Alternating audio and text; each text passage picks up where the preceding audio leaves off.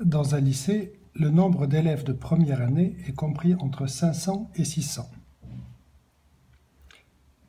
Appelons n le nombre d'élèves recherchés, soit n le nombre d'élèves. On a donc n supérieur à 500 et inférieur à 600. En regroupant ces élèves par 20, puis par 12, puis par 36, on constate qu'à chaque fois il reste 7 élèves. Ça veut dire que, alors si on groupe par 20, ça veut dire qu'il existe un entier naturel, appelant K1, tel que n égale 20 fois K1 plus 7.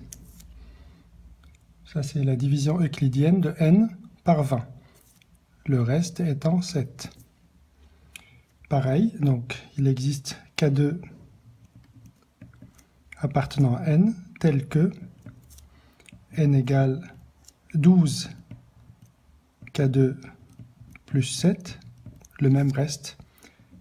Et il existe un K3 appartenant à n, tel que n égale 36 fois K3 plus 7. Alors, comment on va exploiter ces équations? On va plutôt chercher n-7. Donc, si on transfère 7 vers la gauche de l'équation, on a n-7 est égal à 20 fois K1, ou 12 fois K2, ou 36 fois K3. Donc, n-7 est donc multiple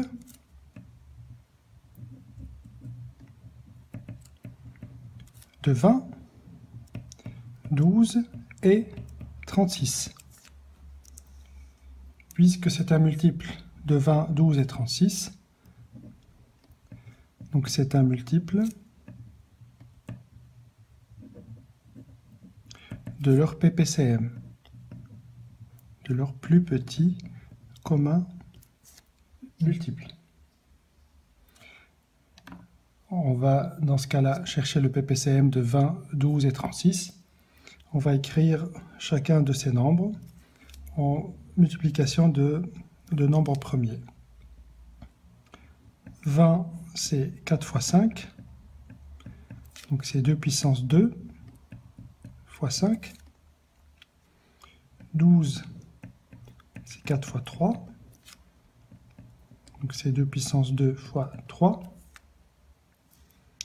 Et 36,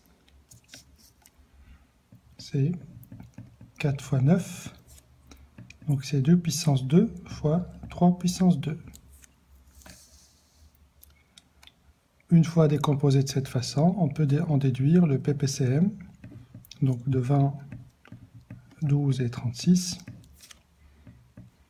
n'est autre que 2 puissance 2 fois 3 puissance 2 fois 5 puissance 1.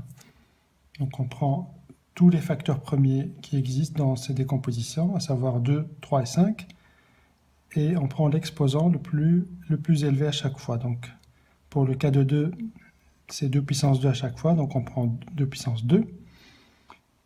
Ici on a 3 puissance 0, 3 puissance 1 et 3 puissance 2, donc on prend 3 puissance 2. Et pour le cas de 5, on a 5 puissance 1, 5 puissance 0 et 5 puissance 0, donc on prend 5 puissance 1. Donc ça c'est 4 fois 9 fois 5, ou 20 fois 9, donc 180. Donc n-7 est d'une part multiple de 180, et d'autre part, n-7 appartient à 500 moins 7, 600 moins 7. Il appartient à cet intervalle.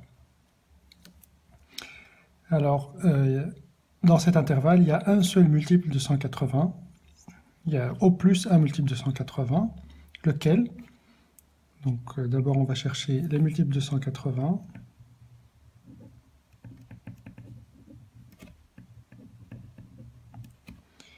Ou M180. Donc d'abord 0, 180, 360.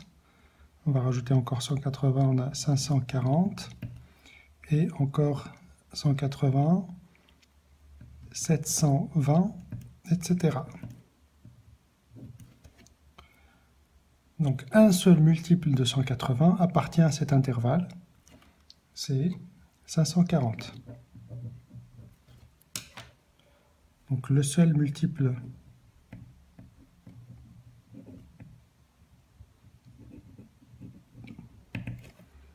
de 180 appartenant à l'intervalle « 500 moins 7 et 600 moins 7 et 540. On en déduit que n-7 égale 540 ou n égale 547. Dans ce lycée, il y a 547 élèves exactement.